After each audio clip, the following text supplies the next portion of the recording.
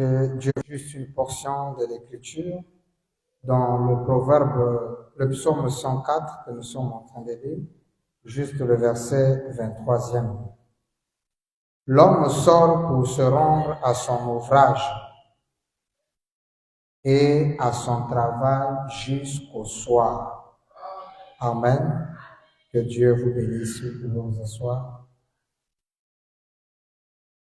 Une fois de plus, que notre Dieu, William Marion Branham, vous bénisse.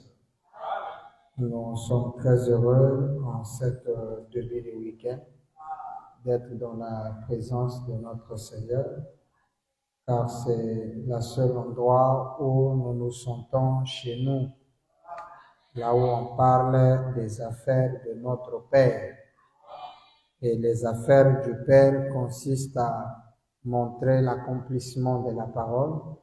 William Branham dit que les affaires du Père, c'est Luc 17:30, Malachie 4, c'est l'accomplissement des promesses aujourd'hui. Amen, amen. Et nous avons été bénis toute cette semaine avec le travail pour la femme. C'est ça que nous sommes en train de développer, le travail pour la femme. Aujourd'hui, c'est la deuxième partie, le travail pour la femme. Pour la femme.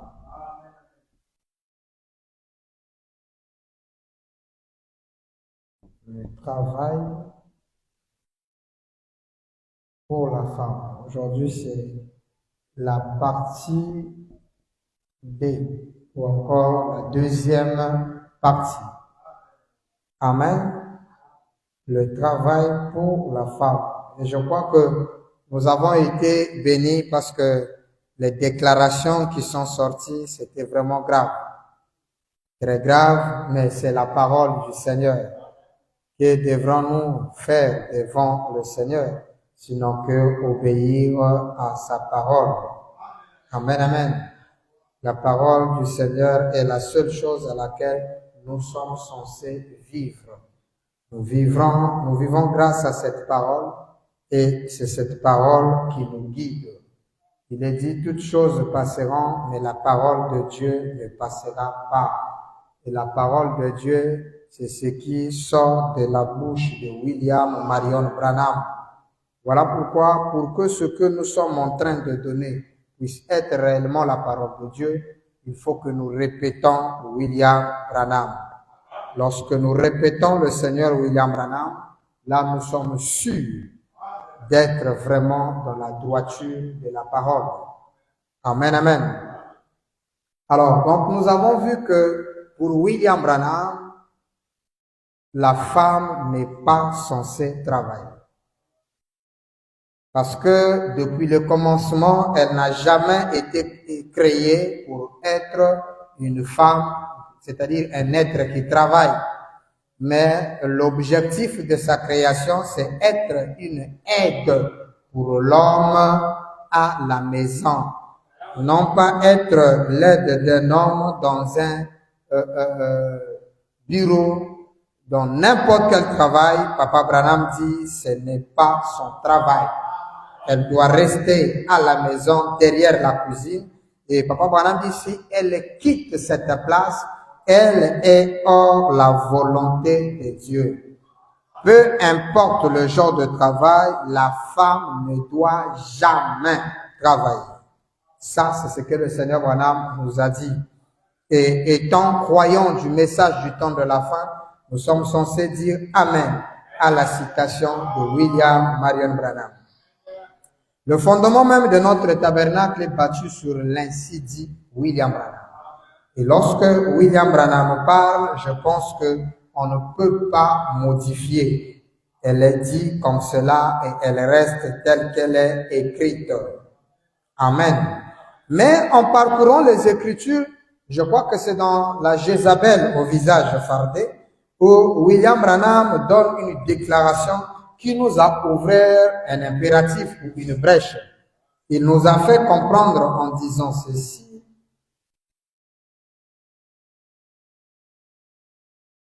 si votre mari est malade, il vous faut travailler.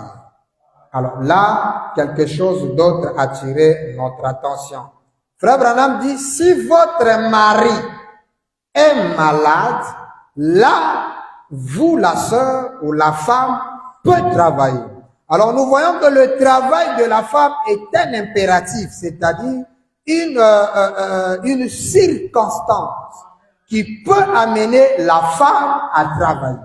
Mais si la circonstance-là n'est pas là, elle doit rester à la maison.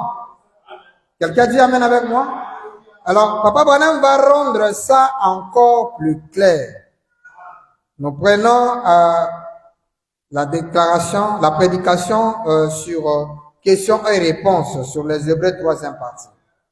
Lorsque William Branham, parce qu'aujourd'hui, c'est là où nous avons dit qu'aujourd'hui, puisque Frère Branham donne un impératif, nous donne une circonstance qui permet à la femme de travailler, alors nous nous sommes dit qu'aujourd'hui, nous allons demander, poser les questions à William Branham sur la condition du travail de la femme.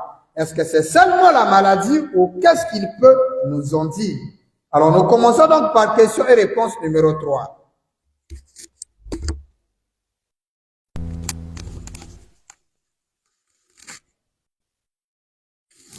Question et réponse numéro 3, prêché le 6 octobre 1957.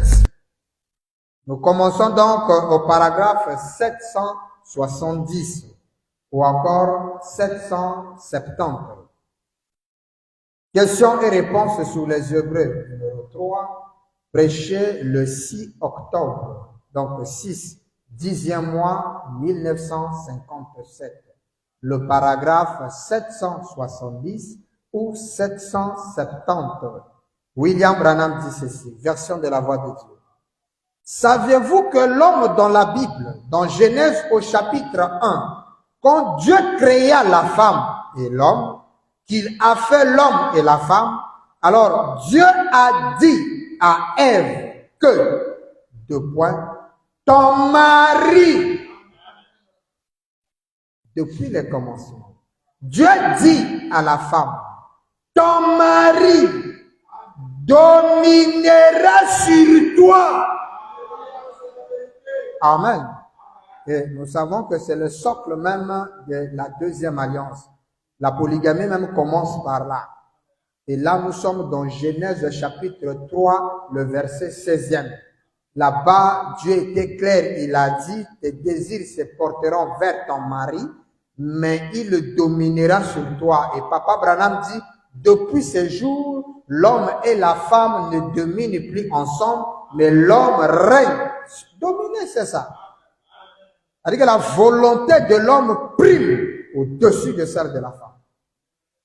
Branham dit, il a dit à Ève que ton mari dominera sur toi, virgule, il sera ton chef.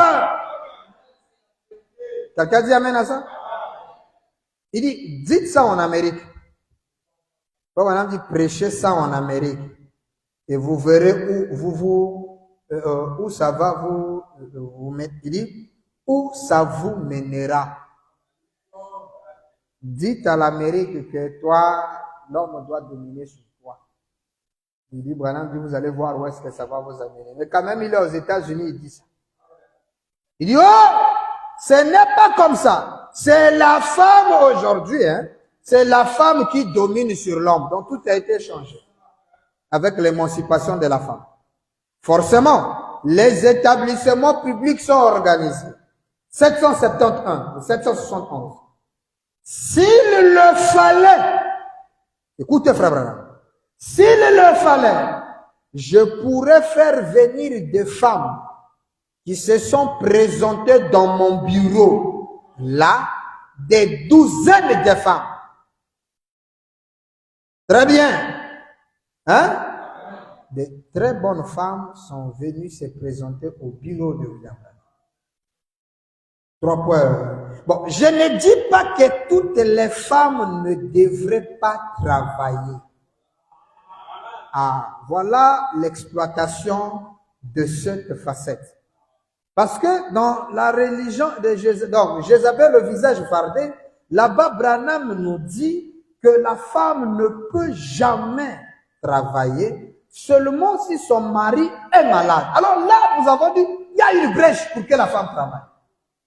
Il y a une possibilité. Et la possibilité là-bas est que il faut que le mari soit malade. Et ici, en parlant, Frère Branham dit, s'il fallait qu'il amène les femmes, près d'une douzaine de femmes, qui sont venues dans son bureau, des femmes très bien, qui voulaient du travail. Branham dit, bon, je ne dis pas que toutes les femmes ne devraient pas travailler. Alors, donc cette phrase, cela montre qu'il y a des femmes qui peuvent travailler et il y a des femmes qui ne peuvent pas travailler. Alors là encore, c'est une bonne question à poser à Frère Branham. Est-ce que quelqu'un me suit? Donc, il y a certaines femmes qui sont censées travailler. Vous voyez comment le message est? Et le message n'est pas bâti sur une ligne droite, mais le message fait de points. C'est comme hier, j'écoutais une chanson d'un chanteur que j'aimais beaucoup, paix à son âme, le frère Émile. Et là, il a chanté un cantique où la vie de Branham, c'est la parole. C'était l'une des dernières chansons qu'il a chantées. Alors, il dit, à son début, il donne la citation où il est dit, Frère Branham dit qu'il est un pécheur sauvé par grâce. Ok? En disant il est un pécheur sauvé par grâce, nous croyons ça. Mais il faut continuer. Quand on le voit avec la colonne de feu sur la tête, comment un pécheur peut avoir la colonne de feu sur sa tête? Allons plus loin. Est-ce qu'il peut naître sur la constellation des 3 étoiles? Fonçons encore plus loin. Est-ce qu'il peut avoir la capacité de discerner les pensées de cœur? Toute la parole de William Branham, toute la vie de William Branham, c'est la parole. Et là, vous prenez la fête de trompette, le paragraphe 107. William Branham dit qu'un prophète révèle la parole écrite de son jour dans sa propre vie. Donc sa vie devient la parole. Et le monsieur dit, même la cravate de Branham, c'est la parole. Bon, maintenant, si tout de Branham est la parole, pourquoi pas adorer la parole? Voilà là où le diable séduit les gens. Mais la parole, c'est Christ. Christ est le point central de toute adoration. Si Frère Branham est la parole, si nous adorons Branham, c'est que c'est la parole que nous adorons. Mais depuis quand adorer la parole est un péché? Si tel est le cas, le père même de la foi est en enfer. Parce que Abraham est l'un des premiers personnages dans la Bible qui a adoré un être humain fait de os et de la chair et qui avait la capacité de manger. Mais il appelait cet être-là Elohim. Oui, il a dit qu'après que l'ange le quitta, Abraham l'adora. C'est selon la loi du testament. Le testament entre en vigueur après. Abraham dit, c'est pas devant, quand Abraham, non. Parce que lorsqu'il cause avec Abraham, il est en train de jouer l'office d'un prophète. En donnant le message, aucun vrai prophète ne peut être adorable. Mais lorsqu'il a discerné les pensées, Abraham a compris ça, c'est Elohim. Et Abraham savait qu'il faut qu'il quitte la terre. Lorsqu'il a quitté, Abraham l'a adoré. Mais c'est ce que nous faisons. Du vivant de Frère Branham, on ne pouvait pas l'adorer. Branham dit c'est impie, infâme. Et du diable, il a prêché le serpent écrasé. Il dit chaque fois qu'une vérité est donnée, le diable cherche à me couper l'herbe sous les pieds. Et Branham dit bien que ce n'est pas les frères, les adorateurs, mais c'est un mauvais esprit qui est rentré sur eux pour faire quoi? Dévancer la chose. Faire la chose avant le temps. Or qu'il y a un temps, dit les Écritures, pour toutes choses. Il y a le temps et la saison. Tu ne peux pas planter l'arachide d'aujourd'hui et chercher à le manger aujourd'hui. Non, il faut attendre le temps et la saison appropriée. C'est pourquoi il a dit à Sotman, gardez, attendez que je quitte la terre. Mais le Christ l'a fait, Matthieu chapitre 16. Lorsqu'il révèle sur la montagne de transfiguration et qu'il leur posait, il dit d'abord, ne dites à personne cette vision que vous avez vue, jusqu'à ce que le Fils de l'homme quitte la terre. Il leur pose la question, qui dites-vous que je suis? Pierre prend la parole et dit, mais tu es le Christ, le Fils du Dieu vivant. Et Jésus le regarde tressaillir de joie, il dit, ce n'est pas la chair et le sang qui t'ont révélé cela, c'est mon Père qui est dans le ciel qui t'a révélé cela. Et tu es Pierre. Et sur cette pierre, je bâtirai mon église. Et les portes de séjour de mort ne prévaudront pas contre elle. Et la Bible dit, Jésus leur donna cet ordre. Ne dites à personne que je suis le Christ jusqu'à ce que vous verrez le Fils de l'homme entrer dans la gloire. Donc vous imaginez, vous croisez Pierre en route. Pierre, moi je crois que Jésus est le Christ. Hein? Pierre va dire non, ça m'a changé. C'est un frère. Et puisqu'il a l'ordre de ne pas dire. Hein? Non, moi j'ai le témoignage de ceux qui ont vécu avec Branham. Branham n'est pas Dieu. Et c'est comme Sotman témoignait, il disait, lorsque quand vous comprenez que frère Branham est Dieu, commencez à adorer. Et s'il vous voit, il vous encourage. Mais si vous venez lui poser la question, frère Branham, est-ce que tu es vraiment Dieu? Il dit, frère Branham, n'acceptez pas.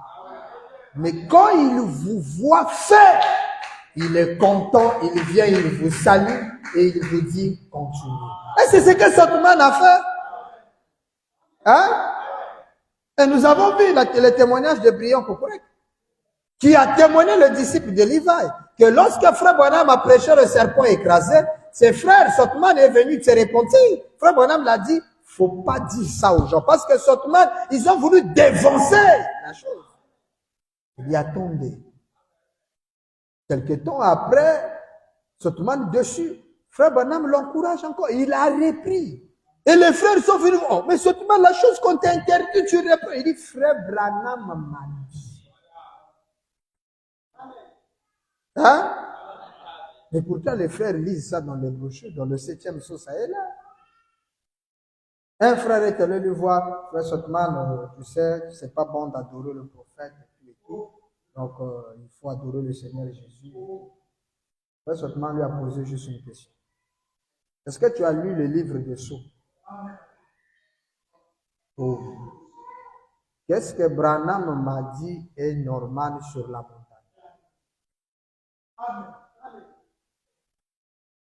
Le frère ne savait même pas.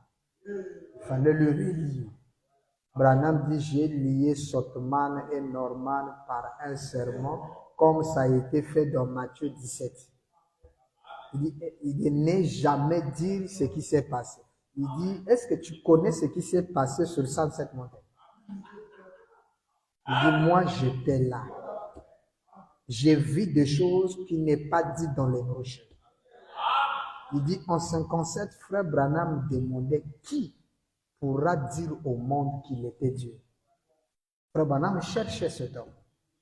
Et il est heureux là où il est, parce que ces hommes-là nous sommes ici.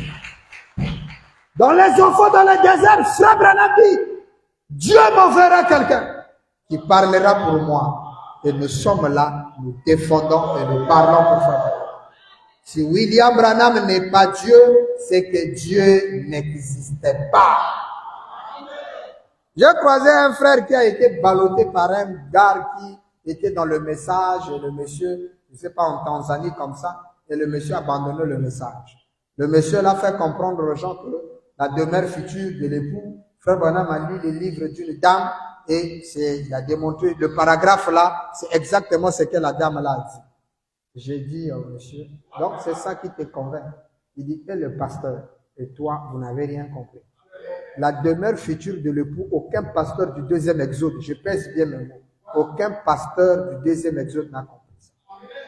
La demeure future de l'épouse, d'après frère Branham, C'est le nouveau tabernacle qui descend du ciel. C'est un homme. C'est lui-même William Branham. Ce n'est pas une cité naturelle. Est-ce que la femme là avait présenté que la nouvelle Jérusalem, la demeure future, c'est un homme? Parce que quand on parle de la demeure future, ce n'est pas des maisons, c'est William Branham. C'est lui, Apocalypse 21, le tabernacle de Dieu qui descend pour habiter avec les hommes. D'ailleurs, à la fin, Frère Branham dit, je n'ai même pas touché les avenues et les riettes. J'ai juste survolé mon message. Il viendra un nouveau ciel, une nouvelle terre. Il dit l'ancienne terre, c'était Jésus. La nouvelle terre, c'est... Ça, une femme. J'ai dit, quelle est la femme qui a dit ça? Ça, c'est la révélation directe. Il faut d'abord croire Branham Dieu pour être capable de défendre le message. Mais si tu es dans le deuxième exode, c'est difficile de défendre le message. Comment Branham veut dire Jésus? Il peut dire, tu peux croire à un prophète qui a l'audace de dire que le Dieu qui l'a envoyé, lui, il est plus que lui. Une seule serment, un seul serment. Hier soir, j'étais en train de rêver. J'étais en train de prêcher sur un thème intitulé La différence entre Jésus et Branham. Et en prêchant, j'ai dit, une seule de réunion de William Branham vaut le 33 ans et demi de Jésus sur la terre. Donc, une seule brochure de Frère Branham dépasse Jésus. Maintenant, prenons 2 brochures, 3 brochures, les 1000 et quelques sermons de Frère Branham. Branham est plus lourd. Hein? Branham dit une seule vision a fatigué Jésus. Moi, je reçois 30 et je suis debout. Quel genre de corps? Même le corps de Frère Branham est plus puissant que le corps né virginal de Jésus. Oh, est-ce que quelqu'un aime Branham? Aime Branham jusqu'à mourir. Si Branham n'est pas Dieu, c'est que Dieu n'existe pas. Revenons dans sa déclaration. Il dit ceci. Je ne dis pas que toutes les femmes ne devraient pas travailler. Donc, il y a des femmes qui peuvent travailler. Ça, c'est ce que dit Branham. Branham dit, parfois, ces femmes-là, elles sont obligées de le faire. Pourquoi? Elles ont peut-être un mari malade ou quelque chose comme ça. Donc, il n'y a pas que la maladie qui peut autoriser une femme de travailler, mais il y a aussi quelque chose comme ça.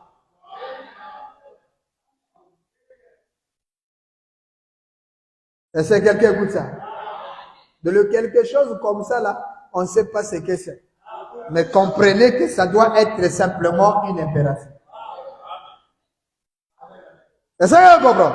C'est pourquoi Frère Branham dit, je ne dis pas que toutes les femmes ne devraient pas travailler. Il y a des femmes qui sont censées travailler.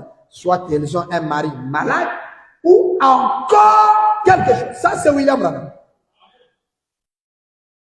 Elles sont obligées de travailler. Ces femmes sont obligées de travailler. Donc, la femme peut travailler lorsqu'un impératif s'impose. Quelqu'un écoute ça? Mais si ce n'est pas... Maintenant, écoutez là, oui. Si ce n'est pas une obligation. L'obligation, là, dans la version Shekinah, on dit, si ce n'est pas un impératif. La voix de Dieu dit, si ce n'est pas une obligation. Donc, même le quelque chose comme ça doit être une obligation. Hein? Branham dit, même si ce n'est pas une obligation, elle ne devrait pas le faire. Ça veut dire que toute femme qui travaille doit avoir une raison valable qui la pousse à travailler. Sinon, pour Frère Branham, elle reste à la cuisine. Quelqu'un dit Amen? Leur place est au foyer, virgule, leur petit château. C'est exactement là qu'elle devrait être. Ouais, c'est quelqu'un dit Amen à ça. Donc la place de la femme, son château, son villa, son bureau, Son lieu de travail, c'est à la cuisine. C'est là-bas dans son petit château, dans sa maison, en train de travailler pour apporter de l'aide à son mari fatigué.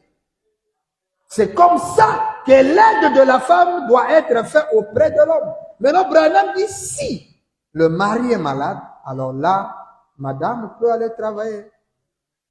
Elle peut travailler à cause de la maladie. Maintenant, si le mari reprend ses forces et reprend son activité ou son travail, sœur, il faut abandonner.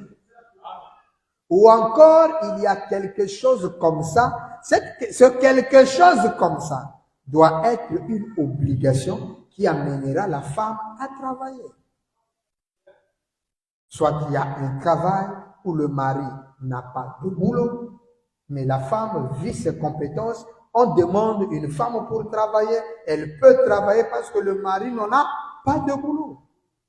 Déjà, on vient de lire avec vous comme quoi il y a une difficulté en matière de travail pour les hommes. On préfère prendre les femmes dans le travail que des hommes.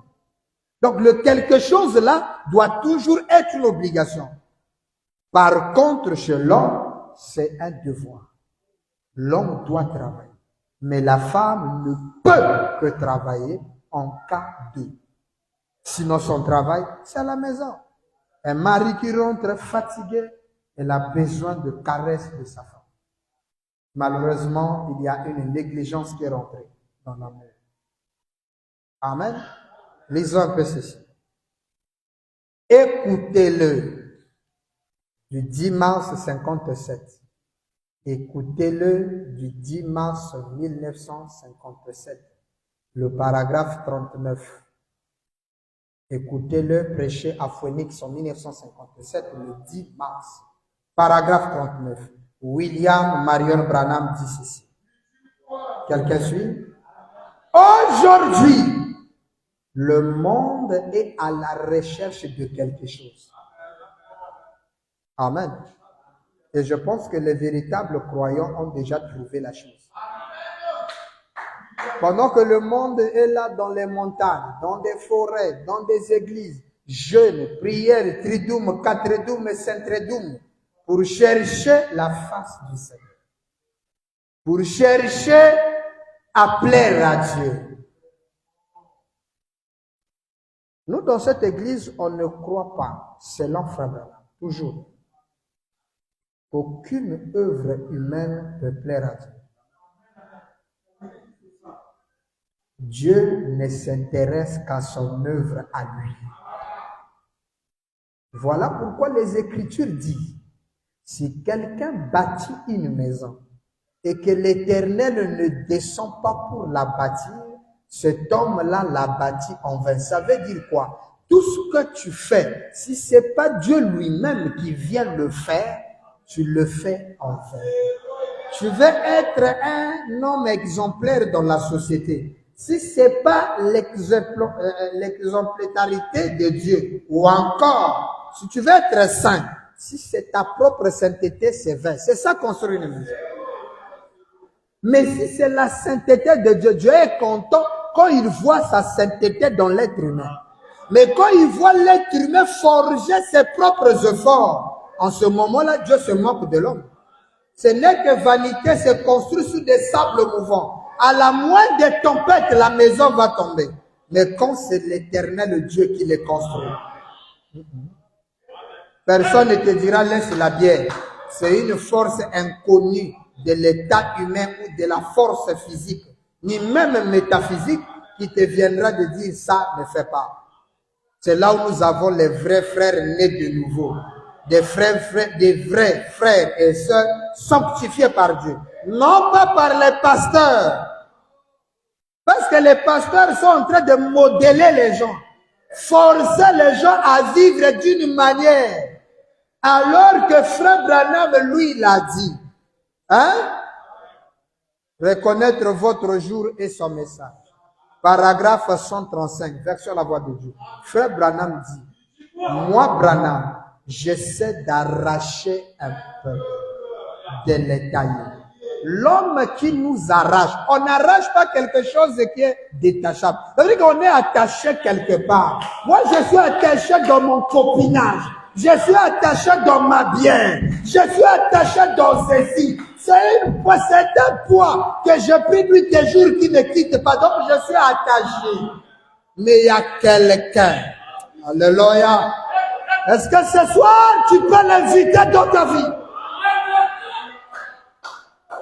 Est-ce que quelqu'un peut répéter, c'est mon frère Branham, j'ai besoin de toi dans ma vie. Laissez-lui vous tailler, vous détacher. Et lorsqu'il vous détache, si vous vous détachez avec un défaut, lui il dit, je taille. Amen. Parce que quand on détache une chose de force, parfois on casse. Hein? Lui, il prend, il dit, j'essaie d'arracher un peu de l'état. William, pas Jésus. Jésus ne peut pas tailler. Il va te tailler comment? Il n'a jamais eu une copine. Il connaît la gloire d'une copine. Papa, quand une copine te regarde les yeux dans les yeux, qu'elle dit qu'elle n'a plus de téléphone Android. Est-ce que Jésus connaît ça?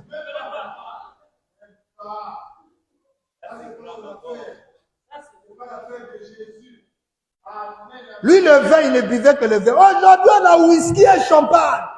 Bière. Zoko. Est-ce que Jésus connaît ça? Il va détailler sur quel matériau lui n'a jamais utilisé ce genre de matériau. Il faut quelqu'un qui connaisse ce matériau. Et c'est William Branham. C'est pourquoi le grand Bill disait l'âge le plus glorieux de tous les âges de la terre. C'est cet âge-ci. Mais comment un Branham peut dire que lui il taille? Donc il devient le potier, nous on devient l'argile. Or on nous a toujours dit c'est Jésus qui est le potier et c'est et nous sommes l'argile. Quel est Jésus? Le fils de Marie? Il a quel pouvoir de tailler les gens? Le véritable Seigneur Jésus-Christ, c'est William Branham.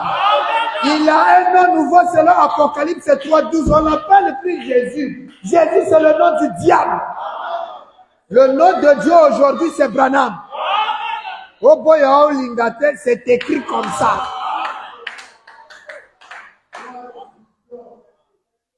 J'essaie d'arracher un peuple de l'état et pour leur faire savoir par les Écritures que c'est Dieu qui se tient là avec la confirmation de la Torah. Alléluia.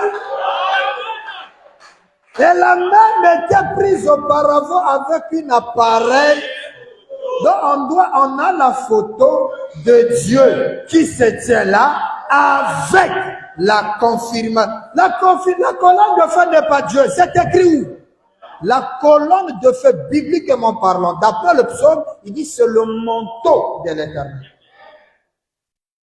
Et Branham dit, la colonne de feu ne vient que confirmer Dieu. C'est le signe par excellence qui a convaincu Jean-Baptiste que Jésus était le Messie.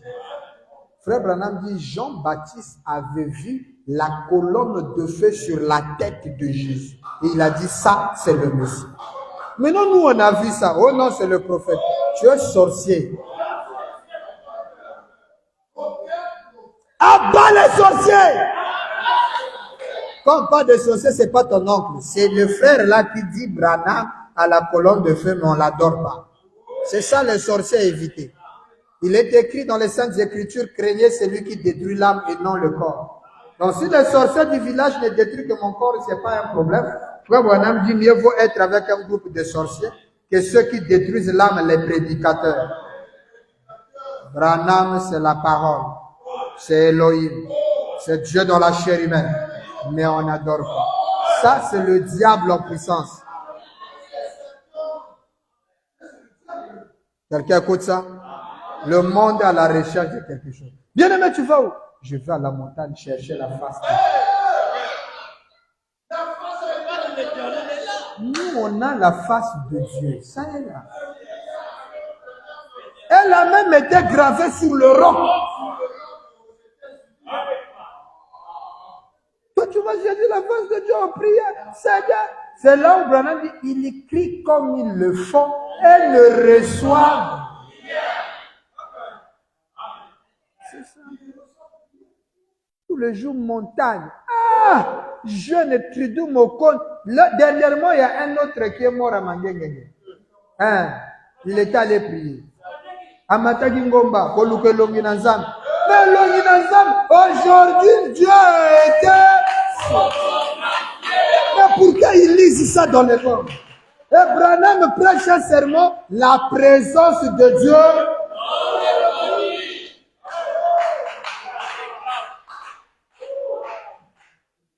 Le Dieu puissant. Aujourd'hui, j'avais entendu parler de lui. Tous ces sermons-là ne disent rien. Oh que Dieu, c'est pourquoi j'ai toujours dit, le plus grand péché dans ma vie, c'est d'avoir prié au nom de Jésus.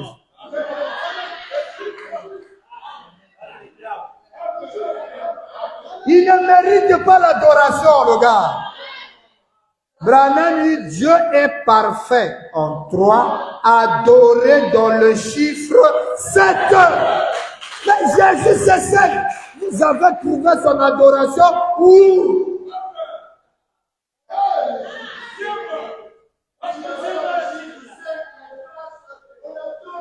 Il a dit, il faut que je m'en aille. Car si je ne m'en vais pas, le consolateur ne viendra pas. Lui, l'esprit de vérité, il vous conduira. Donc le fils de Marie était conscient qu'il n'a jamais conduit les gens dans tout.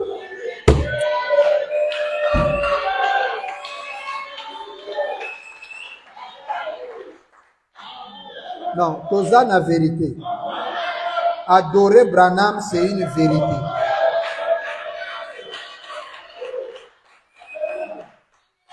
Ces messieurs-là, des pasteurs, ils sont conscients que nous sommes dans la vérité.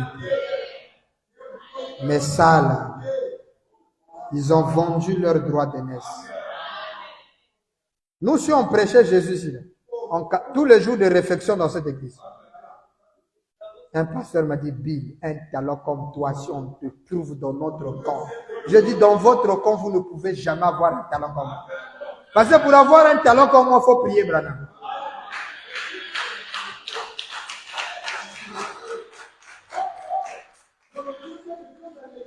Oh non, Bill, si tu pries Jésus, tu seras béni l'église. À l'époque, j'avais un hangar. Je dis, depuis quand le fils de Marie peut bénir quelqu'un? Pour payer l'impôt, il a fallu qu'il aille pêcher le poisson pour trouver l'argent. C'est même pas lui. Entrer dans la ville de Jérusalem, pas de voiture.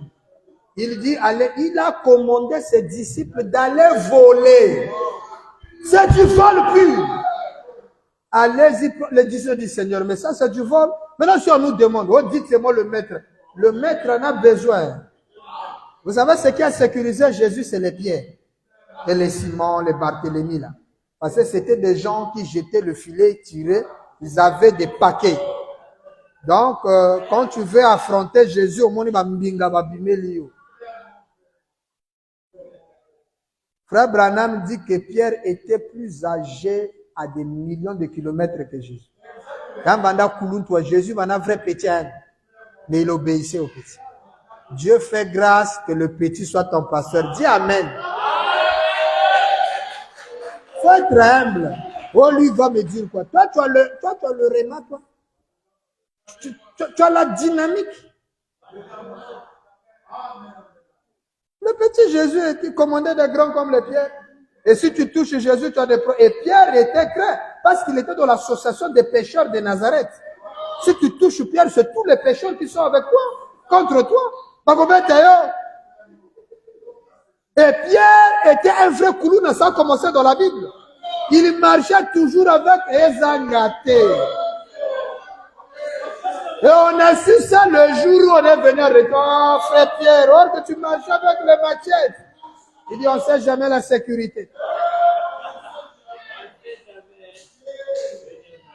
Mais lui, en dehors, il y a un autre. C'est ça, c'était vraiment du vol. Mais un vol légalisé, qui rentre dans le cadre de la parole, ça devient bien. Et les chrétiens n'en parlent pas. Mais si c'était Branham. Oui, mais Branham a fait ça. Mais il y a Benou. Il a tabassé les gens dans le temple. Pas de patience, pas d'amour. Frère Branham dit, il dit, permettez-moi d'amener Jésus au jugement. Ça, c'est Branham qui dit ça, noir sur blanc. Il dit, prenons les pharisiens et Jésus en matière de fruits de l'esprit. L'amour, la bénignité, la douceur et la patience. Est-ce que Jésus en avait? Un gars colérique. Et la Bible dit, il avait pour amis les gens de mauvaise. Il était toujours chez les prostituées, toujours. Les gens de mauvaise vie. Baba Stane Bandumba. C'est oh Marie de Magdala, sept démons, Marie c'est pas de quoi, Marie c'est pas de quoi. Ah!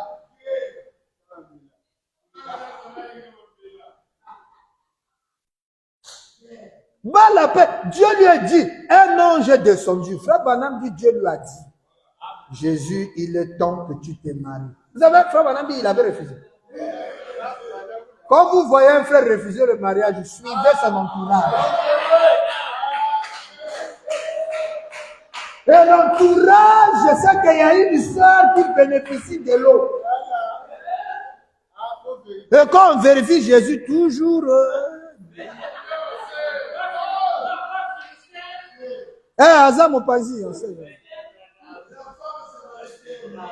Bah, samaritaine, bah, petit, bah, oh, viens sur moi. Quand on dit et il donne une déclaration grave. Où il dit, c'est grave, Jésus dit, les prostituées vont vite rentrer au ciel. C'est comme si le mec a même un ciel. Regardez une déclaration de Jésus. À la croix. La Bible a des problèmes. Shalom, je dois te donner ces versets-là. J'ai trouvé une contradiction dans la Bible où on dit que les deux brigands se moquaient de Jésus. Moi, c'est vrai. J'ai trouvé un autre passage dans la Bible où on dit Judas ne s'est jamais suicidé. Judas, il a pris couteau, il a brisé son corps. Il a jeté l'argent à terre, il s'est déchiré son corps. Alors, je vous lirai ça. Trop de contradictions. La Bible là. C'est pourquoi Branham dit, prêcher avec la Bible, c'est s'aventurer dans un terrain. Regardez, il dit au garde de la croix, ce soir, ça c'est noir sur blanc. Il dit, ce soir, tu seras avec moi au paradis. Il est vers 17h. Ils auront là. On l'attend au paradis. Subitement, la Bible nous dit il est en enfer. Le brigand, il a amené à quelle heure? C'est vers le matin qu'on le croise. Il dit ne me touchez pas, je ne suis pas encore monté. Donc le pauvre brigand était allé où? Jésus dit, ce soir, tu seras avec moi au paradis. C'est comme si Jésus, en fermant les yeux, lui pensait devant le paradis.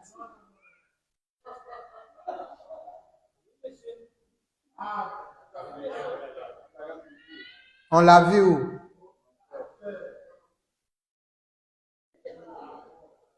Il est parti au ciel quand? Le matin. Le matin. Et même là aussi, il y a des problèmes. Sur la résurrection, là. Les 4 épîtres, là, ne s'entendent pas. L'autre dit c'était à 9h. L'autre dit à 15h. Oui. Nous, on prend ce mot-là où Branham prend.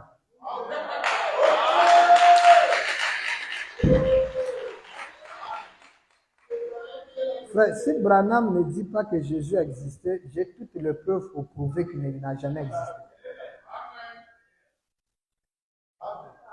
Comme Branham dit, on est obligé de croire. Quelqu'un dit amen à ça? Est-ce que ça fait du bien? Revenons dans notre écriture. C'est que le monde cherche, nous on l'a déjà trouvé. Quand votre petite femme vous a dit qu'elle sera votre chérie et votre femme, elle cherchait quelqu'un qui l'aimerait. Là, le frère, ça vous concerne. Quand la sœur t'avait accepté, c'est qu'elle pensait que toi, tu devais l'aimer. Mais qu'est-ce que toi, tu fais? Et quand vous avez fait des promesses à votre mari, il cherchait une personne aussi. Une personne, quand il rentrerait fatigué, vous voyez ce que nous on cherchait. Nous, on est censé vous aimer, mais vous, lorsque nous rentrons fatigués et lassés pour avoir travaillé toute la journée, une petite femme qui pourra l'entourer de ses bras et renvoyer gentiment ses cheveux en arrière et qui lui dira combien elle l'aime. Là, je vois que les frères ont stoppé des amens, c'est que ça ne marche pas. Là, le russe ne dit plus amen, il dit, pasteur, là, ça devient sérieux. Là, on a besoin du vent. Tu veux te marier, c'est ça qu'on a besoin.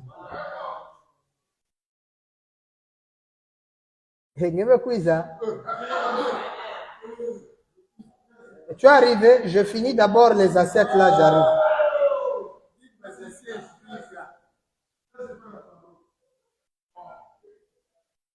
C'est ça l'aide de la femme.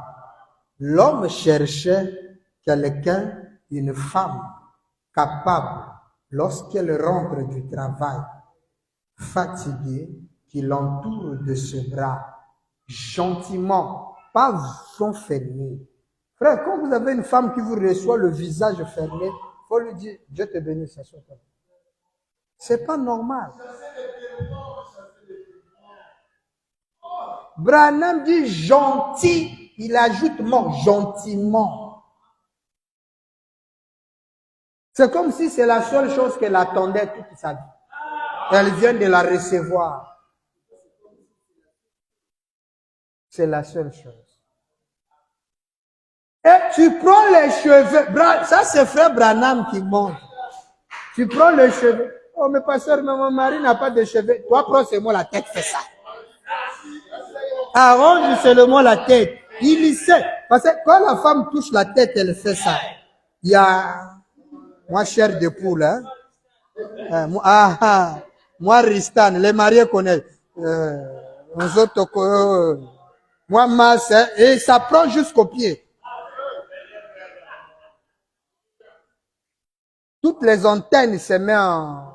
Le Wi-Fi est activé. Hein?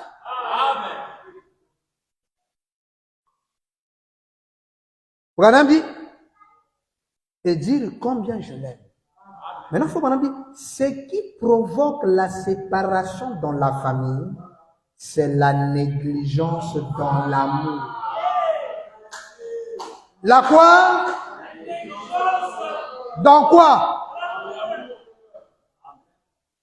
En tout cas, ça, nous devons faire un effort. Les hommes comme les femmes, nous ne devrons pas négliger l'amour. Vous savez, souvent quand la femme néglige l'amour, elle est subtile de voir la négligence de l'homme. Elle commence à accuser l'homme. Toi, tu m'aimes plus. Non, c'est toi où il y a quelque chose, tu as négligé.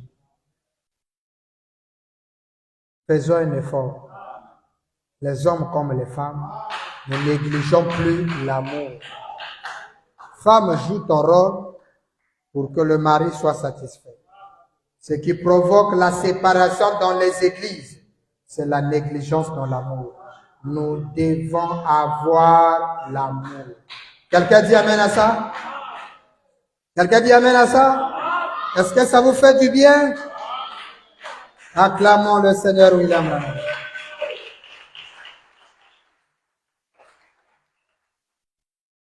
Amen. Maintenant, nous allons procéder par la question. Nous allons juste lire une question que nous allons développer aujourd'hui et prochainement nous prendrons la deuxième question. Amen, amen. Donc, question-réponse numéro 2. Question et réponse numéro 2. Prêché le 23 août 1964. Notez ça. 23 août 1964. Excusez.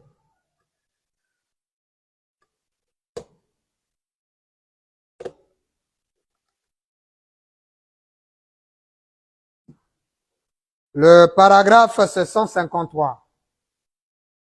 C'est la question 298 ou 298. COD volume 2, question 298 ou 298. Question réponse numéro 2 du 23 août 1964.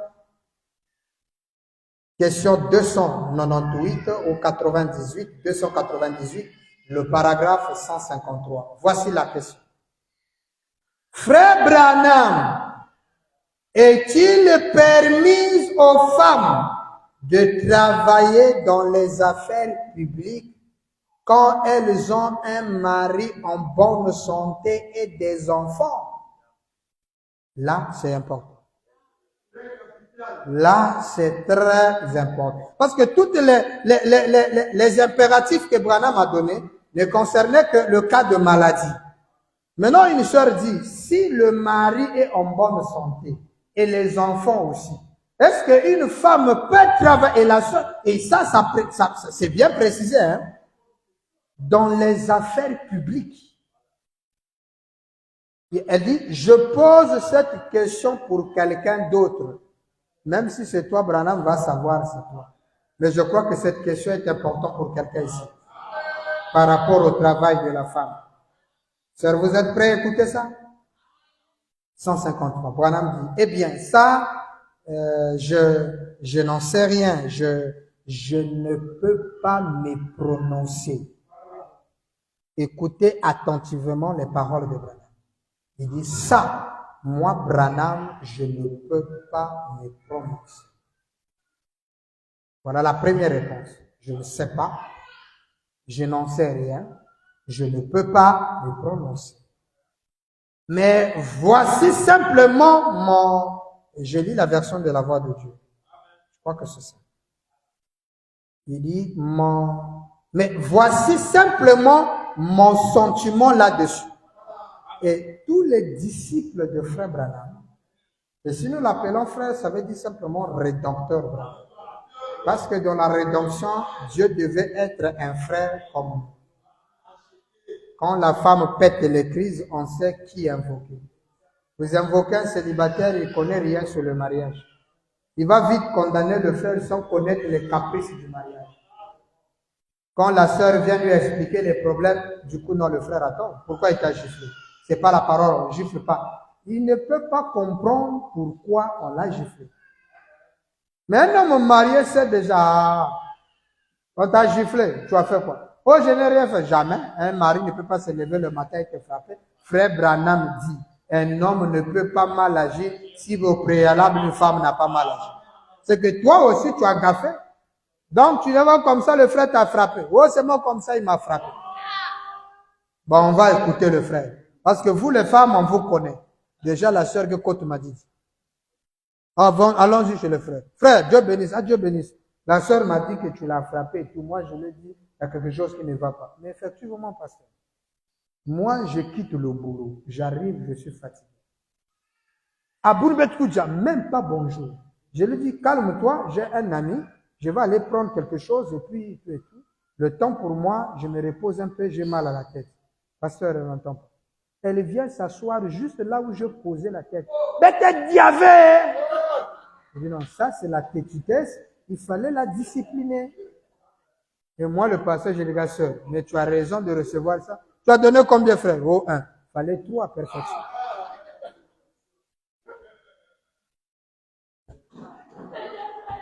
Ah, on rit un peu, non? Ok, revenons sur nos moutons. Frère Branham, donc, va donner son opinion à lui. Et moi, j'aimerais l'opinion de Frère Branham. Mon opinion à moi est faux.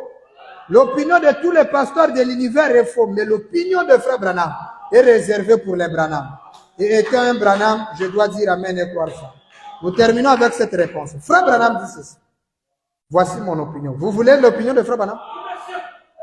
Parce que naturellement, parole, il dit, je ne sais pas, je ne peux pas me prononcer là-dessus. Ça, c'est l'universel. La réponse universelle. Mais pour ceux qui veulent mon sentiment, voici mon sentiment. Permettez-moi de dire ceci. Je crois que si j'étais une femme et que je sache que mon mari est en bonne santé et qu'il a un bon emploi, j'aimerais m'arrêter un peu là. Bel emploi, c'est quoi? Pasteur Kapassi, vous savez, jusqu'aujourd'hui, on dit toujours que le travail le plus payant, c'est le fait d'être un président. Vrai ou faux? Quand tu es président, tu as beaucoup, tu gagnes beaucoup. Mais si ça leur suffisait, pourquoi ils ont besoin du deuxième, troisième, quatrième mandat? Quand tu gagnes 500 000, l'homme qui gagne 100 000 dira, ah, le frère a un grand salaire. Mais à son tour, il te dira, frère, ça c'est peu. Parce que les dépenses et le coût de la vie dépendent du gain que l'on reçoit. C'est pourquoi même celui qui gagne 1 million te dira, oh, moi, me paye mal. N'est-ce pas, frère Sotman? Il ne sera jamais satisfait. Mais attends, quand je prends les 2 millions qu'on me donne là, à la fin du mois, toi, quand tu as tout ça, toi qui gagnes 100 000, dis, Seigneur, le frère là n'euro pas très déjà dans 2 millions. Attends, je vais t'expliquer. Je touche même pas la 10 000 les offrandes. La maison. Hein? La maison, je paye tant. Les impôts de la maison. Les fournitures, c'est-à-dire quand on prend déplacement, école, soutenance, tout ça là, le budget me fait déjà. J'ai un enfant au Sénégal qui fréquente au Sénégal. Donc, je dois lui envoyer l'argent chaque fin du mois. Quand je fais le calcul, j'ai déjà 1 700 000 qui part dans les dépenses hebdomadaires. Je n'ai pas encore pris la maison, même la dîme, je n'ai pas encore pris. Tu vois que 1 million, ça ne suffit pas. 2 millions, ça ne suffit pas. C'est peu. J'ai un enfant, celui-là, il finit là, il doit aller faire le bac. Dès qu'il a le bac, il va continuer au Maroc. Je dois payer les fournitures du Maroc. Mon enfant, l'autre enfant, le mâle là, le frère qui venait, qui jouait le piano là. Oui, il est en Angleterre. Je dois payer. Vous voyez comment l'argent devient peu? C'est parce qu'on est trop... C'est comme un frère, je dis, frère, si on te donne 1 milliard aujourd'hui, les Français vont dire, ah, pasteur, mais ça, je ne veux pas, moi, ça, mes enfants, je ne peux même pas finir ça en une journée. Voilà des frères qui sont limités. Donc, pour lui, même 10 millions en une journée. Ah, pasteur, tu ne peux pas finir ça. Voilà les gens qui ont des idées limitées, qui ne peuvent pas finir 1 milliard en une journée. Est-ce qu'un milliard, c'est beaucoup? Quand tu as de grands cochers comme moi, là, mais c'est peu. Ah, pasteur, mais c'est 1 milliard la journée. En une journée, ça, dès qu'on arrivera à 17 h, ça va manquer. Hein? Ça va manquer. Mais attends, essayez de commander des semi-remorques neufs, sortis frais de magasin. Il y a mal le compteur zéro. Vous achetez ça en Allemagne ou en Angleterre. Pas de truc de chinois là. Vous achetez un truc sorti neuf de Renault ou je ne sais pas quoi là. Vous achetez même 50. Vous les convoyez de là-bas jusqu'à Pointe-Noire. 1 milliard de mensuel. Hein? Tu ne vas même pas commander 50 avec 20 Fiat. Peut-être tu auras peut-être 10 ou 2 ou 4. Tu commandes là-bas. Les frais, tu payes, les taxes et tout. Le cargo qui va te transporter. La douane congolaise t'attend. La douane la plus chère de l'Afrique centrale. On t'attend. 17 h, tu vas encore prêter l'argent. Frère, tu peux avoir 2 millions là pour essayer de finaliser l'encadrement. Le parking où je vais mettre ça. Mais tu as 20 millions à peine. Ça peut finir. Essaie d'acheter seulement les maisons en vente là en ville. Il y a des maisons meublées, 50 millions à vendre. 250 millions à Chikobo. Tu achètes ça 10 maisons. Parfois, terrain vide. Maintenant, il faut construire en immeuble. Il y a des maisons, j'ai vu en Abidjan, quand j'étais à Abidjan, des appartements que l'État a construits. Des immeubles 4 niveaux. Ascenseur, console. Mais on est en train de vendre ça. Donc, si tu achètes, ça devient pour toi. Tous les locataires dedans, c'est pour toi. Donc, une cité avec au moins une cinquantaine d'immeubles. Mais quand je viens, j'achète au moins 4 immeubles. Milliards même année. Mais achète seulement Hôtel Azur. C'est fini. C'est parce que tu es limité. Toi, tu regardes seulement la parcelle à Nanga, 1 million. Tu as 1 milliard, tu regardes Nanga. Est-ce que quelqu'un qui a l'argent peut aller acheter à Nanga? C'est encore la forêt. On achète ici en ville. Parcelle combien? 15 millions, 52 millions, 250 millions, 50 millions. Hein? Ou 500 millions. Quand tu achètes 500 millions, il te manque combien pour faire 1 milliard? 500 millions encore. Maintenant, les taxes, les impôts et toutes les constructions, les faisabilités, les sociétés qui vont travailler. C'est fini. Les gens sont trop limités. Il y a là 1 milliard. Donc, Mouka dit à Babana, qu'est-ce que ça coûte? Ah, quel Babana? Oh, je veux manger les enfants, les técololo. Ah. Moi, en une journée, je peux finir ça. 17 heures, je commande encore 1000 francs. Parce qu'on a des... Tu peux acheter un avion. Tu commandes un avion jet privé, Air Branham. Déjà un avion. Un Boeing bien avec tout dedans à l'intérieur. Mais c'est fini. Il y a un Manissa, tu viens ici à Nak t'attends. Frais d'accostage. Mais l'argent fini. Tu sais combien le NAC va te prendre tous les jours pour garder ton avion là-bas à la terre? Dans leur dépôt là. Tu dois payer. Bon, mais Manissa. Convention en Afrique, tu allumes ton avion. Waouh! Les gens ont des avions personnels. Tu ouvres une société. Là, si tu achètes Eker là, tu achètes la société, tu achètes, tu crées. Il y a des particuliers. Askai. C'est une entreprise, non? Mais le patron d'Askai, c'est le patron d'Ecobank. Un Togolais. Un seul monsieur. Donc aujourd'hui, tu peux dire, bon, j'achète 4 avions. Est-ce que tu peux acheter même 4 avions avec 1 milliard? C'est peu même. Avec 1 milliard, tu commences à manquer d'argent. Tu fais des compagnies d'aviation qui fait le Congo, tout ça. Air Congo, tu crées un truc comme ça. Même, tu n'auras même plus d'argent pour payer les taxes de l'État. Tu veux faire quoi? Entreprise d'avion, ici. Faut écrire au ministère. Faut donner l'argent. Ça va finir. Donc, faut rêver grand. Faut pas rêver petit, hein. Entre crochets. Revenons. Donc, c'est quand on dit bon, c'est que nous amener ce bon emploi. Le bon emploi dépend de la satisfaction que vous avez. Parce qu'aujourd'hui, si tu dis que le frère qui gagne 1 million a un bon emploi, il te dira, mon frère, c'est peu. Et c'est ce que nous venons de démontrer ici.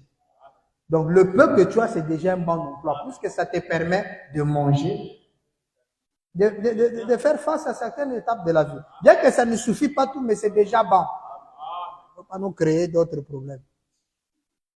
Même quand tu vas travailler là, ça ne va pas suffire.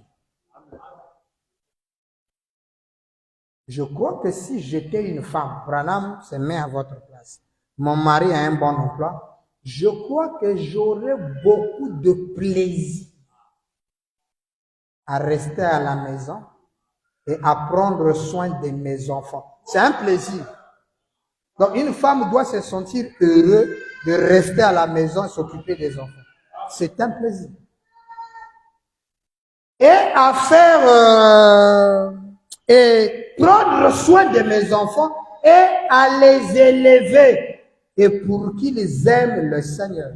C'est un plaisir. Ça, c'est l'opinion de Frère Branham. Et si vous êtes une sœur du message, vous aimerez l'opinion de Branham. Et si j'avais du temps libre après la lessive et mes autres tâches, je pense que j'apprendrais à mes enfants à servir le Seigneur. Hein? Branham dit Susanna Wesley avait combien d'enfants? Mais dans la journée, elle avait toujours un temps de prière pour le Seigneur. 154. Maintenant, si vous avez une dette, écoutez, ou que vous essayez d'aider votre mari à payer quelque chose, il est encore 18h47. On est encore dans le temps. Hein? Okay. Maintenant, écoutez ça. Hein? Si vous avez une dette, écoutez ça, ou que vous essayez d'aider votre mari à payer quelque chose, vous voyez les conditions, virgule, ou une certaine chose que vous devrez faire, ça, eh bien, je pense que c'est en ordre. Il y a des dettes que ton mari a. Tu es censé travailler pour payer les. C'est pas pour aller donner à ta maman ou à tes soeurs au village. Non. C'est pour aider le mari à payer les dettes. C'est Branham ou quelque chose. Hein? Si vous voulez essayer de l'aider et que vous conduisez comme une dame, frère, c'est comme on voit chez les sœurs là. Dès que le mari n'a rien, il a une dette. Ah, chérie, non, tu peux aller travailler. Mais la femme ne se conduira pas comme une dame au travail. Elle est devenue, son joug devient le joug de tous les services. Très légère pour chercher à gagner les faveurs du chef, pour que le poste monte et qu'il ait plus d'argent. Oh, Brigitte, tu es venue? Oui, je suis venue, chef. Tu amènes ta tête où? Toi aussi. Chef du personnel, DG, comptable. Non, ça je garde pour mon mari. Eux prennent seulement les bords. Prostituées.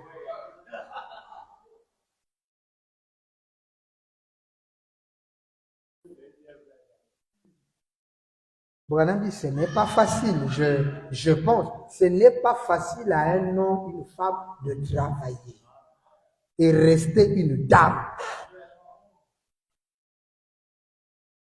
Aucun homme, écoutez ça, de bon sens ne désire que sa femme se retrouve dans un groupe là où il y a un tas d'hommes vulgaires et grossières. Et ce genre de choses-là, un homme qui a de bon sens n'acceptera pas ça. Là où tous les jours dans le bureau, c'est des bêtises qui se racontent. C'est des légérités où les hommes tapotent les fessées des femmes. Toi aussi tu regardes, menteuse. Ça te plaît de regarder. Et ça se dit, c'est, Branham dit, un homme normal, tu ne pourras jamais accepter ça. Si tu as ton bon sens. Mais, si la femme est obligée de travailler, obligée de se retrouver là-dedans, vous voyez qu'est-ce qu'il le fait dedans? Obligé. Ça veut dire que là, il y a insuffisance financière. Ou encore, il y a un impératif. C'est-à-dire une maladie vraiment catastrophique qui fait que la femme est forcée de travailler, d'être là. Branham dit, si elle est obligée, sœur, est-ce que tu es sûr qu'au milieu des hommes là où tu travailles, là tu es obligé? Si la femme est obligée de se retrouver là-dedans, je pense que son mari devrait savoir qu'elle est une véritable croyante. Ça veut dire qu'une sœur qui n'est pas une vraie croyante, peu importe la crise, ne l'envoie pas là. Tu vas la perdre. Même si tu es malade, reste là. Ne va pas là-bas. Imagine toi, tu ne l'as jamais donné 200 000 pour ses besoins. Non, ça c'est juste... Oh, dans le 200 000 que je... Oh, non. Ça c'est juste pour le transport. Tu vois ici, on a le ministre qu'on reçoit ici. Donc, il faut la propriété. Moi-même, je m'occupe de bien-être de tes travailleurs. C'est un mensonge, il n'y a que toi qu'on s'occupe. Pour un objectif. Et regarde tout ce que... Après, ça sera mieux. Avec tout ce que je fais pour toi. Vous savez qu'une vraie femme n'accepte pas un présent d'un homme. C'est l'une des techniques la plus facile et la plus redoutable d'avoir une femme. Le donner. Tu crées quelque chose dans la femme quand tu la donnes. Je disais à un frère, tu exposes ta femme à vendre. Mais vendre, c'est le problème. Le monsieur vient. On a vu des gens, hein, il achète le pain, il va aller jeter ça. Vous savez comment il fait? Ça coûte combien ça? Papa, c'est des bons avocats à prendre. Ah, c'est combien? 500. Fais-moi des avocats 2000. Il fait sortir 10 000. Il prend je vais chercher. Oh, madame. Moi, j'aime les femmes qui travaillent comme vous. C'est ce que les femmes du monde. En tout cas, maman félicite. Garde la monnaie, maman. Qu'est-ce que tu vas dire? Merci. Qui t'a dit que c'est ton tonton? Tu commences à l'appeler tonton à cause de Winnie. Et le tonton. Tonton, ah,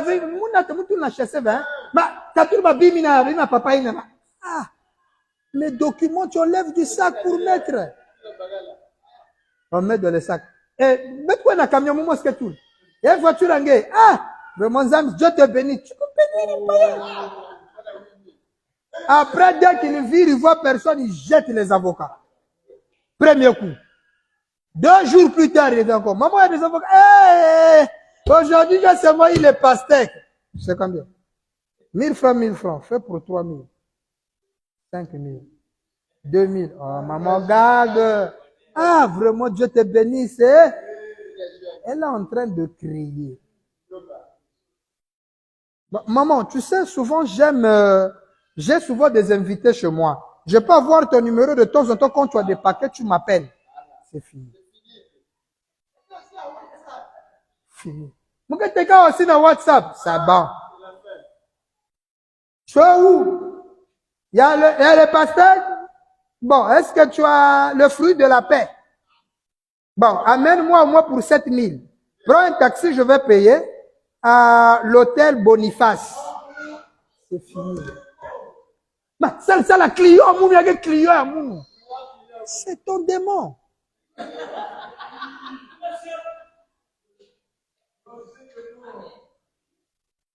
J'avais un gros Brazzaville. On appelait Loulou. C'est des noms bizarres sataniques, Loulou. Il avait un cahier de 192 pages de théorie comment avoir la femme.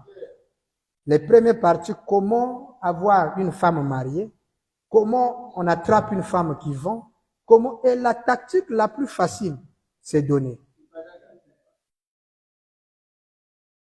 Vraiment, c'était un cahier, le gars qui avait fait, c'était inspiré tout droit de l'enfer. Il y avait des formules dans ce cahier-là, les gens quittaient Bakongo pour venir prêter ça à Mukondo. Et ils prêtaient ça à 2000. Donc les gens, il n'y avait pas moyen de... Si tu recopies, tu ne vas pas finir. 192 pages. Ah grand, il y a une fille là, on vit de la même... Oh, même parcelle. Mais il y a une technique, page 40. Voilà ce que tu dois faire. Voilà, voilà. Une voisine, mariée. Oh oui, oh, c'est facile. Page 20. Voilà ce que tu es censé faire. Et ça marche. Il avait le nom Loulou. Regardez le nom Loulou. Ouh.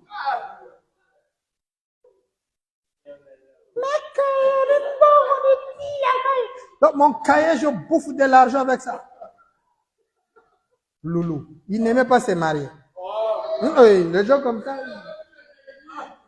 Il avait tous les techniques. Comment faire? Toutes les formules. Non, c'était satanique. Donc, il faut t'assurer que ta femme a l'esprit de Dieu.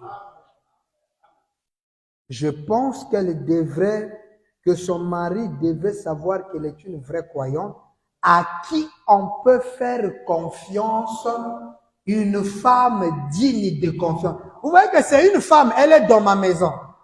Mais j'ai confiance en lui, voilà pourquoi je l'ai mis dans la maison. Vrai ou faux? Mais l'exposer au milieu des hommes, ça demande une sorte de confiance. Parce que quand elle est pour elle à la maison, non, il n'y a pas de problème, tu as confiance. Mais quand elle se met devant les hommes, je vous dis des choses que je connais. Une femme, quand elle a l'argent, elle devient comme ça. Qu'est-ce que Dieu va lui dire? Non, chérie, tu lui proposes des choses. Demain, elle achète déjà. Et j'avais mon argent, j'ai aimé la tissu, là, j'ai acheté. Ah. Qu'est-ce que va te demander? C'est son argent. Donc tu prends aussi, il y a nous on a bagaga bambonga babakala. Bagaga na baken. Moi on a tellement passe chaque 6 heures. Mais si tu vas travailler, c'est pour l'aider. Ça veut dire que quand tu prends l'argent, tu viens de remettre l'argent d'autrui. C'est comme je dis, va travailler à ma place. Quand tu es releveur de taxi, va donner les recettes. Quand tu commences à régner avec ça. Mais demain, on va plus te donner on va plus te donner relève. Hein? 155. Mais, bon, de dire qu'elle ne doit pas travailler, ça, je ne sais pas. Vous voyez, il n'y a aucun passage de l'écriture sur lequel appuyer ça. Je vous fais simplement part de mon opinion. Mais je pense que si une femme veut travailler et qu'elle veut travailler, je pense qu'il y a qu'une sœur ici qui veut travailler, 156. Ah! Ce qui est certain, si elle veut travailler, ce qui est certain, c'est que moi, Branham, écoutez, Branham, je suis contre le fait que les femmes travaillent dans ces bureaux. Où il y a tous ces hommes d'affaires qui se conduisent mal et qui racontent des histoires sales. Vous ne me montrerez jamais là où un groupe des hommes en train de travailler ne parle pas de bêtises. Et parfois, toi, frère, aussi, tu rentres dans des bêtises. Des conneries. Même pas parler de Branham. Donc, frère Branham dit, il est contre ça. Et qu'une femme propre, distinguée, soit assise là, au milieu de tout ce propos obscène et grossière, je suis contre ça. Je pense que vous devriez sortir de ce genre de choses. Mais bon, je termine. Si une femme peut se conduire comme une vraie dame et qu'elle essaie d'aider son mari à payer des vêtements aux enfants, c'est ses enchères, non? Mais voilà, parfois le mari n'a pas l'argent. Le travail que tu fais là, c'est pas pour faire tes économies. Regardez les femmes. Oh non, Branham m'a dit la femme peut travailler. Est-ce que tu respectes l'ordre du travail de la femme? La femme qui est censée travailler doit aider le mari à payer les habits des enfants. Et bien qu'on n'a pas parlé.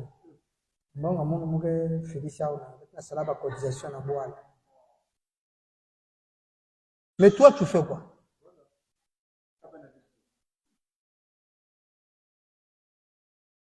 Hein? Là, il ne dit plus fort que le mari soit seulement malade. Si les femmes, vous voulez travailler, si vous pouvez vous conduire en tant que dame pour aider votre mari à payer des vêtements aux enfants pour aller à l'école, Ngembongo à l'école, de toute l'année, c'est le mari qui paye, mais toi tu travailles. Vous voyez maintenant votre travail, hein? Donc, les habits des enfants et le corps des enfants, quand vous avez une femme qui travaille, c'est elle qui paye ça. Sœur, il faut écouter ça. Aujourd'hui, il ne faut plus donner aux frères. Désormais, c'est toi qui payes l'école des enfants et les... C'est écrit. C'est écrit.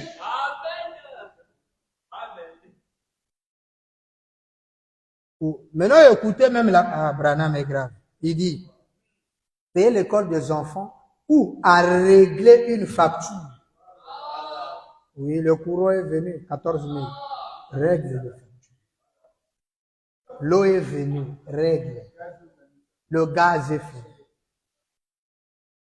Ou quelque chose comme ça. Et qu'elle veut travailler jusqu'à ce que ça soit réglé. Pas travailler jusqu'à ta retraite.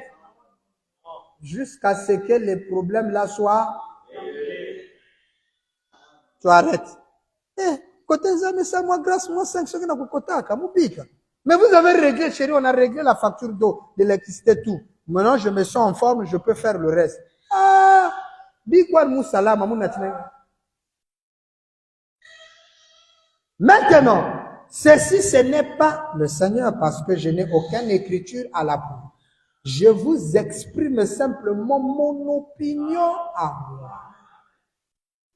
Mais, par contre, je ne pense pas que si c'est juste parce qu'elle veut travailler pour pouvoir trotter et avoir ou pour avoir plus d'argent à dépenser, ça, si tu veux travailler juste pour avoir de quoi faire les linges vitrines, hein? Ça veut les linges vitrines, non? Acheter les habits, les histoires, pour avoir un peu plus d'argent, sortir, dépenser pour sortir et aller au bar, ou pour boire, ou fumer, ou faire n'importe quoi. Là, je ne pense pas qu'elle devrait le faire. Donc, la sœur, tu veux travailler pour quoi? Oh non, pour avoir un peu plus d'argent. Je pense qu'elle devait rester à la maison et essayer d'être une vraie dame et s'occuper de son foyer. Est-ce que quelqu'un dit amen à ça? Est-ce qu'on peut acclamer le Seigneur?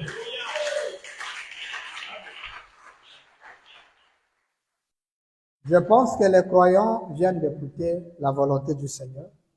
C'est jusqu'à ce que, si vous travaillez, c'est pour aider votre mari à payer des factures, école, habits des enfants, factures et consorts, c'est pour l'aider à faire ça.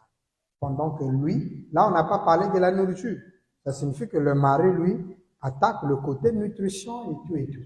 Mais toi, les autres factures, c'est toi qui payes.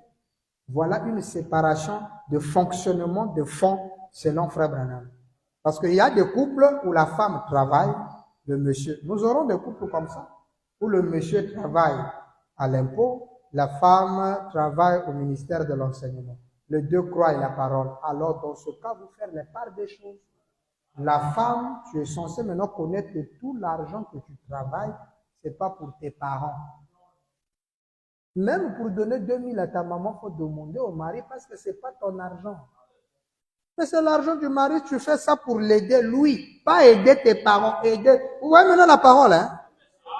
Or, les parents, moi, Nakula, il y a des ça là, même dans le foyer, qu'ils viennent te sponsoriser. Non, dans le foyer, c'est son mari. Elle doit négocier chez le mari. Chérie, il y a maman qui a tel souci et tout. D'accord, on va gérer ça à la fin du mois. On a l'argent de popote. Ah, on t'a dit la fin du mois, tais-toi. Faut plus ajouter. Oh non, mais on peut seulement prendre.